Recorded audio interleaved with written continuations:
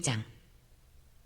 헤로드 왕 때에 예수께서 유대 베들레헴에서 나심에 동방으로부터 박사들이 예루살렘에 이르러 말하되 유대인의 왕으로 나시니가 어디 계시냐? 우리가 동방에서 그의 별을 보고 그에게 경배하러 왔노라 하니 헤로드 왕과 온 예루살렘이 듣고 소동한지라. 왕이 모든 대제사장과 백성의 서기관들을 모아 그리스도가 어디서 나겠느냐 물으니 이르되 유대 베들레헴이오니 이는 선지자로 이렇게 기록된 바 또 유대 땅 베들레헴아 너는 유대 고을 중에서 가장 작지 아니하도다. 내게서 한 다스리는 자가 나와서 내 백성 이스라엘의 목자가 되리라 하였음이니이다.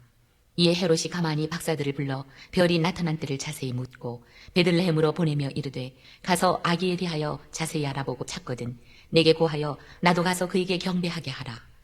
박사들이 왕의 말을 듣고 갈새 동방에서 보던 그 별이 문득 앞서 인도하여 가다가 아기 있는 곳 위에 머물러 서 있는지라. 그들이 별을 보고 매우 크게 기뻐하더라. 집에 들어가 아기와 그의 어머니 마리아가 함께 있는 것을 보고 엎드려 아기께 경배하고 보배 합을 열어 황금과 유향과 모략을 예물로 드리니라. 그들은 꿈에 헤롯에게로 돌아가지 말라 지시하심을 받아 다른 길로 고국에 돌아가니라.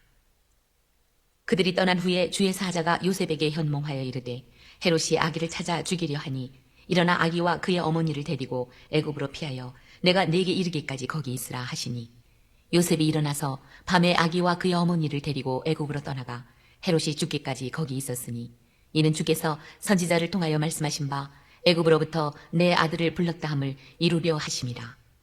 이에 헤롯이 박사들에게 속은 줄 알고 심히 노하여 사람을 보내어 베들레헴과 그 모든 지경 아래 있는 산의 아이를 박사들에게 자세히 알아본 그때를 기준하여 2살부터 그 아래로 다 죽이니 이에 선지자 예레미야를 통하여 말씀하신 바 라마에서 슬퍼하며 크게 통곡하는 소리가 들리니 라헬이 그 자식을 위하여 애곡하는 것이라.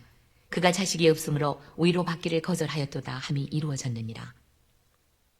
헤롯이 죽은 후에 주의 사자가 애굽에서 요셉에게 현몽하여 이르되 일어나 아기와 그의 어머니를 데리고 이스라엘 땅으로 가라. 아기의 목숨을 찾던 자들이 죽었느니라 하시니 요셉이 일어나 아기와 그의 어머니를 데리고 이스라엘 땅으로 들어가니라. 그러나 아켈라오가 그의 아버지 헤롯을 이어 유대의 임금됨을 듣고 거기로 가기를 무서워하더니 꿈에 지시하심을 받아 갈릴리 지방으로 떠나가 나사렛이란 동네에 가서 사니 이는 선지자로 하신 말씀에 나사렛 사람이라 칭하리라 하심을 이루려 함이로라. 마태복음 2장은 예수의 탄생 이후 동방박사들이 그를 찾아온 사건과 헤롯 왕의 박해 그리고 예수 가족의 이집트 피신 이야기를 담고 있습니다. 이 말씀은 예수가 메시아로서의 정체성을 확립하고 그의 생애 초기에 일어난 중요한 사건들을 통해 하나님의 구속 계획을 드러냅니다. 동방에서 온 박사들이 예수의 탄생 소식을 듣고 베들레헴으로 찾아옵니다.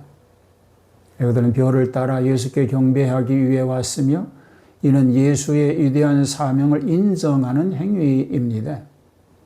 박사들은 헤롯 왕에게 예수의 출생을 알리고 왕의 요청에 따라 예수를 찾아가지만 꿈에 나타난 하나님의 경고로 헤롯에게 돌아가지 않고 다른 길로 귀환합니다. 동방박사들이 예수를 경배한 후 요셉은 꿈에서 천사의 경고를 받아 예수와 마리아를 애굽으로 피신시킵니다.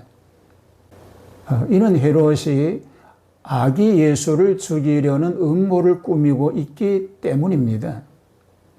헤롯은 베들레헴과 그 주변 지역의 2살 이하의 남자 아이들을 모두 죽이는 잔인한 명령을 내립니다.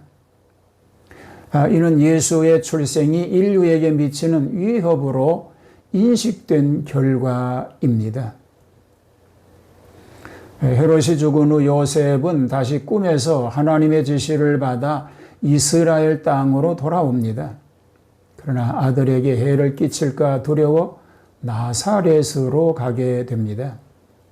예수는 나사렛에서 성장하며 나사렛 사람이라는 명칭으로 불리게 되고 이는 예수의 출생한 겸손한 출생과 하나님의 뜻이 이루어지는 과정을 보여줍니다. 마태복음 2장은 예수의 출생 이후 발생한 사건들을 통해 그가 메시아로서의 정체성을 확립하고 하나님의 계획이 어떻게 이루어지는지를 보여줍니다.